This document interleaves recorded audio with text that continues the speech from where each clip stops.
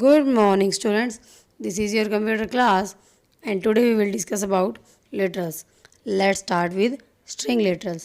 A sequence of character enclosed within double quotes is called string literals. जो character की sequence जब double quotes में बंद होती है उसे हम स्ट्रिंग लिटरल बोलते हैं. String literal is by default added with a special character with denoted the end of the string. String character में स्ट्रिंग लिटरल में लास्ट में हम एक करेक्टर ऐड करते हैं, नल करेक्टर ऐड करते हैं, and therefore the size of string is increased by one character. और इससे स्ट्रिंग का साइज एक करेक्टर इंक्रीज हो जाता है. फॉर एग्जांपल, अगर हमने कंप्यूटर राइट किया है डबल कोट में तो लास्ट में /0 मेमोरी में नल करेक्टर अपने आप ऐड हो जाएगा और इसका साइज़ 9 करेक्टर्स हो जाएगा. Next is integer literals. N integer literal can be decimal, octal or hexadecimal constant. A prefix specifies that the base is small 0x or capital 0x for hexadecimal के लिए होता है, and 0 for octal. एंड अगर वहाँ पे हमें कोई भी प्रीफिक्स नहीं दिखाई देता तो ये डेसिमल है. जैसे कि हमने पढ़ा था हेक्साडेसिमल के लिए 0x और ऑक्टल के लिए 0. N integer literal can also have suffix that is combination of u and l for unsigned and long respectively. Suffix की हेल्प से भी हम इसे पहचान सकते हैं. अगर u राइट है तो अनसाइंड और l राइट है फॉर लॉन्ग के लिए. Here are the some examples of integer literals. यहाँ पे हमें कुछ इंटीजर लिटरल्स के एग्जांपल दिए हुए हैं. और suffix can be upper case और lower case, can be in any order.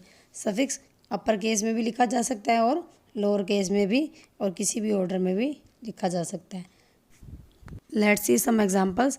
Like 212 legal है, 215 और यू लिखा हुआ है अनसाइंड के लिए, ये भी लीगल. उसके बाद 0x लिखा हुआ है, ये भी हेक्साडेसिमल के लिए है, ये भी लीगल है. एंड लास्ट 078 ये इलीगल है क्योंकि 8 ऑक्टल डिजिट नहीं है. एंड सेम लास्ट में जो W लिखा हुआ है हम सफिक्स को भी रिपीट नहीं कर सकते, ये भी लीगल नहीं है. Next is floating point literals.